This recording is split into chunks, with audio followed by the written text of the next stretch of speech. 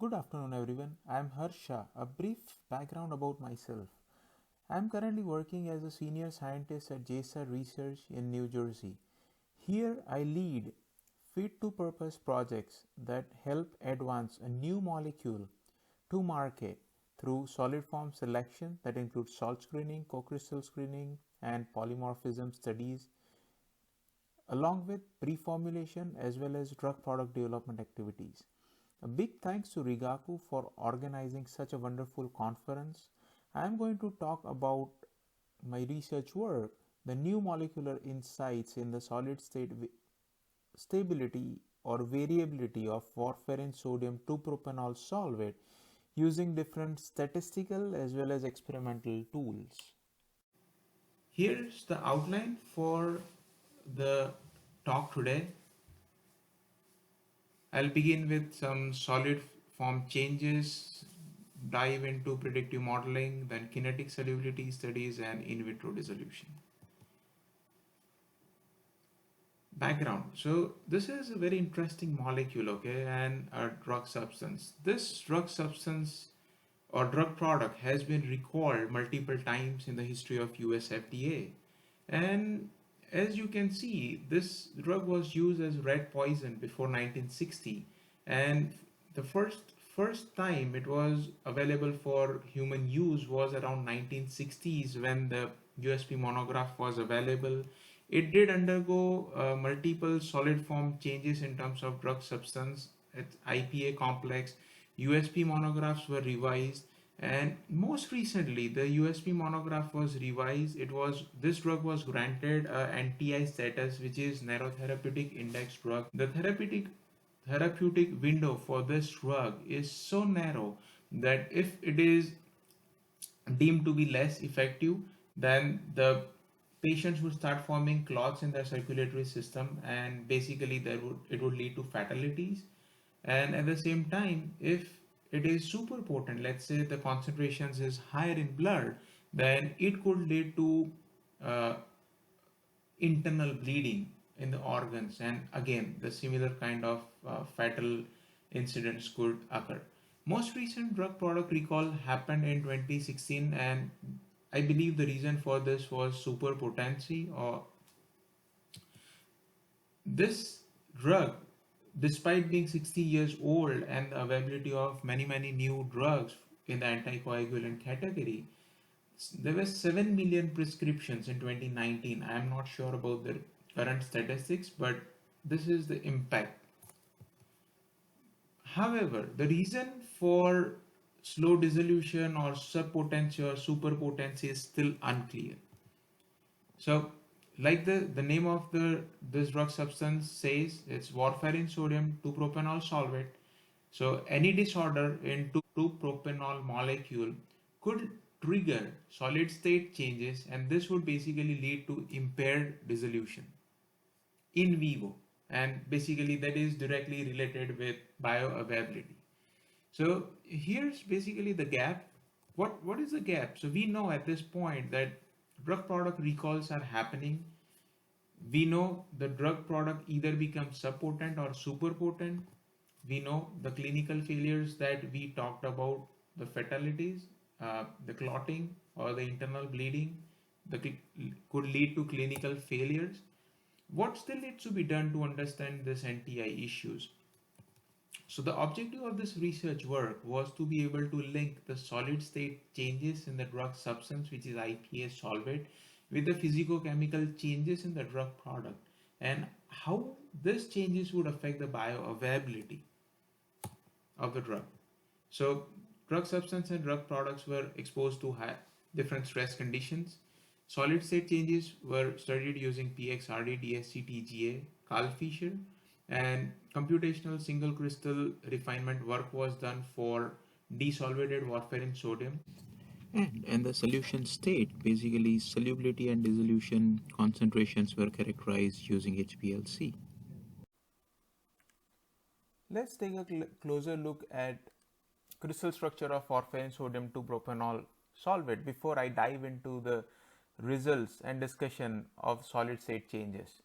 This is an asymmetric unit of this crystal structure wherein we can see two warfarin sodium molecules and one IPA molecule in the ratio of 2 to 1, suggesting the theoretical IPA content of 8.3%, and this is a hemi solvate. This is a crystal structure packing in 2 by 2 by 2 dimension, and we can see the IPA molecules are basically running up and down on the C axis. This crystal structure is was solved in a monoclinic crystal system with the space group of P21 over C, and this is the simulated pattern of this crystal structure wherein I am highlighting three specific reflections 002, 200 and 020, which are susceptible to changes under stress conditions. To begin with, at different relative humidity, this drug substance was exposed. The topmost pattern, the brown pattern, is the reference pattern for 2-propanol solvate, and it was exposed to different humidity conditions. Low humidity condition like 4 to 6% RH and 40% RH did not show any changes. It was exactly same. At the same time, when it was exposed to high humidity conditions for 12 days, the crystallinity was fairly lost. This suggests that there is a new phase, that new solid form that could be present at high humidity conditions. Next, I wanted to study the effect of temperature using PXRD. So we use a vertical transmission setup using a non-ambient Lincoln stage. Drug substance was sandwiched between mylar film, and PXRD pattern was collected all the way from 30 degrees C to 130 degrees C. I have highlighted specific reflections 002, 200 and 020. Let me zoom into this particular peaks. What we can see is this peak at 8.32 is basically shifting to low angle at first, followed by a shift to high angle. In general, the shifts to low angles are associated with crystal structure expansions, and the peak shifts from low angle to high angle are associated with crystal structure contraction. So what we observed was all the reflections change. That clearly suggests, and most of the peaks are shifting to high angle, that suggests there is a shrinkage in the whole crystal structure. Now these studies were done as a function of temperature. At the same time, we also wanted to perform another set of studies wherein we kept temperature constant at 150 degrees C and we varied time. And here we are specifically looking at this reflection 002, wherein just within 15 minutes at 150 degrees C and 30 minutes we could see a doublet. What does this mean? That means that we had IPA solvate, which is the bottommost pattern, and the green pattern is desolvated warfarin sodium, and this is basically coexisting during these temperatures, and up to 2 hours we are seeing a clean desolvated phase, and when we continued heating up to 22 hours we got a non-crystalline pattern. So here is the zoomed in picture for the same changes. So we can see this peak is associated with IPA solvate, we are seeing doublet, and here this is basically the crystalline peak associated with desolvated warfarin sodium. We try to put together a mathematical model wherein we wanted to quantify the solid form at each time point upon exposure to 150 degrees C. So as we observed here, now we are looking at it quantitatively.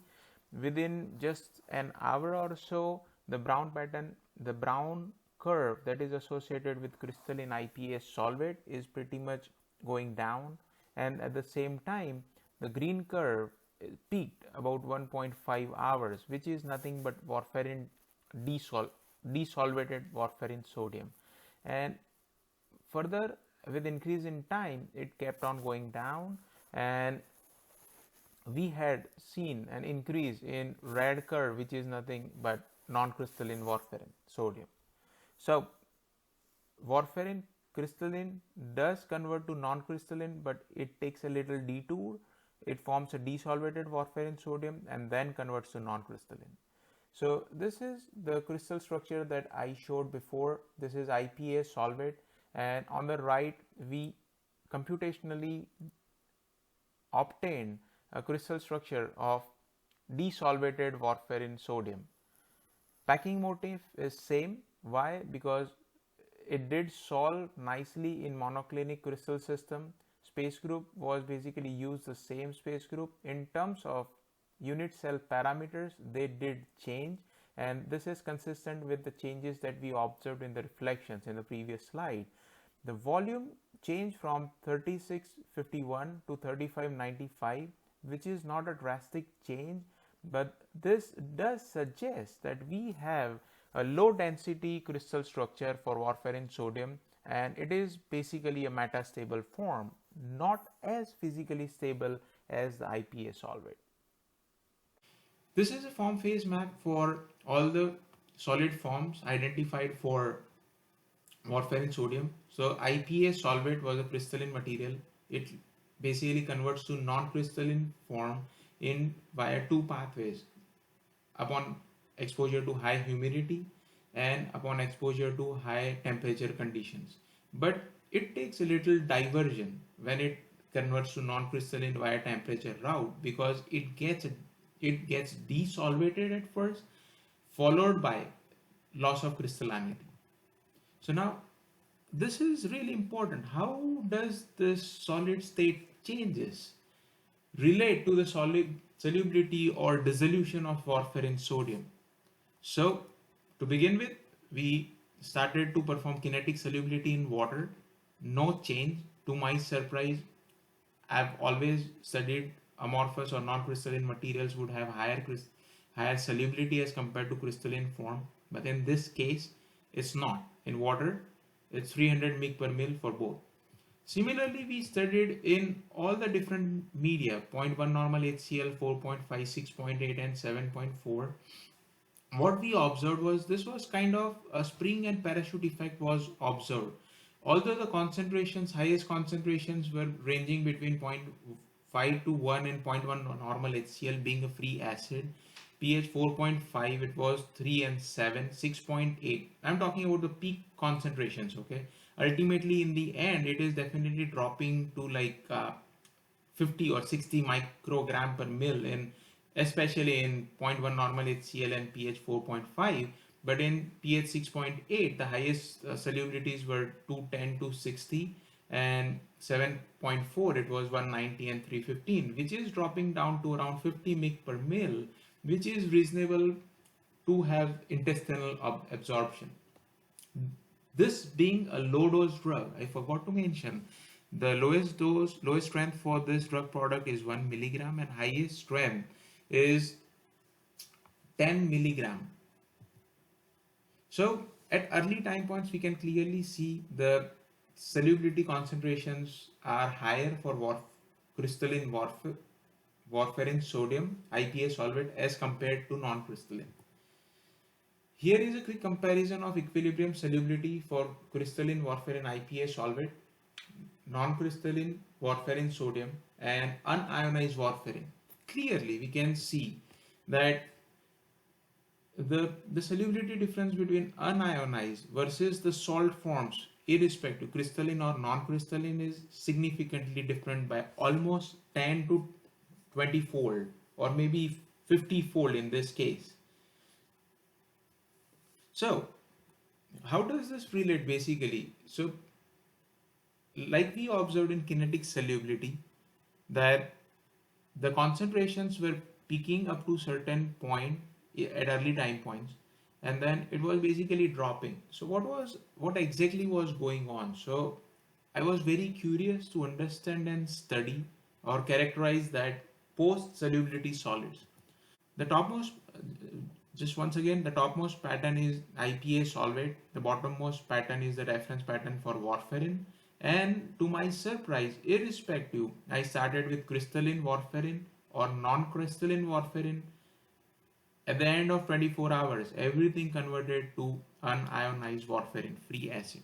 This means that it is basically converting to free acid, which has very low solubility, as we observed before.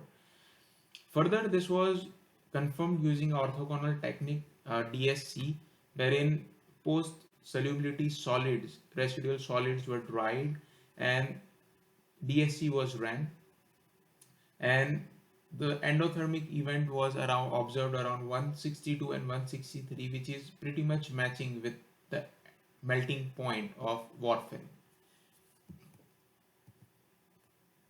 So this is something I have tried to put together a pictorial representation of what could be going on at molecular level. So here, this is a nice plate-shaped crystal for IPS solvate. It nice bioreferencence. At the same time, non-crystalline warfarin sodium had a plate-shaped particles, irregular shaped particles without bioreferencence. That confirmed, and that was again confirmed by XRPD, that the XRPD pattern was non-crystalline. So what is happening that when it gets in contact with 0.1 normal HCl, non-crystalline warfarin sodium rapidly converts to unionized warfarin. And as you can see clearly, the morphology of unionized warfarin is like a spherulite as compared to the initial particles. And when we had a crystalline warfarin, right, so where it is crystalline, so it basically tries to retain a little bit of crystal lattice integrity before converting to unionized form, and that's the reason we were observing initial higher solubility for warfarin crystalline IPS solvent. And this is a basic chemistry reaction. Warfarin sodium plus HCl gives free warfarin and NaCl, and I was able to characterize NaCl by ICP-MS and XRPD techniques. So how are these changes showing up in dissolution studies? So just a brief background again. Warfarin sodium tablets require dissolution in pure water in 900 ml. As we saw early on that the solubility in water for irrespective crystalline or non-crystalline warfarin sodium was about 300 mg per ml. So we decided to use a two-stage dissolution setup. Our normal recommended volume minimum should be 500 ml. So we basically use this, and in 0.1 normal HCl we got about 65% drug release, and at the end of 90 minutes in stage 2 pH 6.8 phosphate buffer we got about 100% drug release.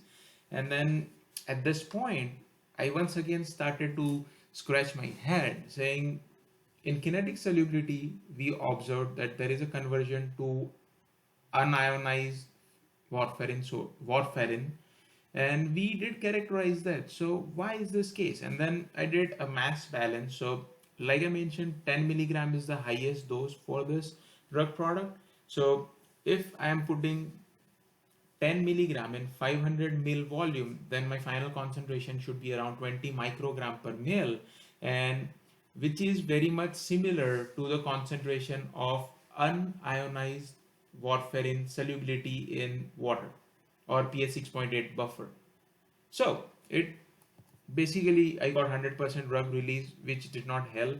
And then from the mass balance calculations, I immediately decided to scale down the dissolution volume from 500 ml to 100 ml, and just the tablet as is, no exposure to humidity or temperature. I was able to observe the drop in drug release by 13%. Furthermore, I exposed the tablets to high humidity conditions, 75% RH, wherein we observed drug substance was converting to non-crystalline. I was able to see a furthermore drop in dissolution by 27%. How did I characterize the tablets? So the topmost is the reference pattern for IPS Solvate. The gray pattern is basically the tablets that I ground them and then ran XRPD on them. The low angle peak, which is the characteristic peak for warfarin, upon exposure of this tablets to high humidity conditions, the peak basically went missing, and the remaining peaks were observed, which were basically matching with lactose. So that confirms, and lactose is a major component. This is a 230 or 225 milligram tablet. So in this tablet, only 10 milligram is the API, drug substance. So lactose, the warfarin sodium did convert to non-crystalline. That was confirmed by absence of this peak, and remaining peaks were matching with lactose. That confirms that WARNC, non-crystalline warfarin sodium, does form in tablets as well. At the same time, post-dissolution studies, the tablets basically at the end of stage 1 and at the end of stage 2, I was able to collect residue. Good news was the major component lactose got dissolved in water, and I was only able to collect little bit residue, and I was able to run XRPD on them. And as you can see, the green and the light green pattern pretty much matches with the purple pattern, which is a reference for warfarin, which clearly confirms that the warfarin sodium was converting, disproportionating to warfarin. Quickly putting together the summary of issues associated with warfarin sodium, we observed that the solid form changes can happen via two pathways. One is in presence of relative humidity, and the second one is in presence of high temperatures. Using this information, a lot of information, data obtained from these studies, we were able to put together a predictive PCR model wherein the input parameters could be temperature, relative humidity, and time, and output parameters could be crystallinity, IPA content, and water. So you give me a condition and I can tell you how much crystalline material I can get. At the same time, how does the solid state changes associate with dissolution, and why dissolution, low volume dissolution, is important? Because of such low concentrations, it is very difficult to know the differences at 500 mil. So in 100 mil and exposed tablets, we could clearly see a drop in dissolution. So this is another drug that I used in my research work during my PhD, levothyroxine sodium pentahydrate, and it really has chemical instability issues. So this work was published in 2019, and I was able to present this work at AAPS NERDG, and I basically won the second place, which I'm really proud of.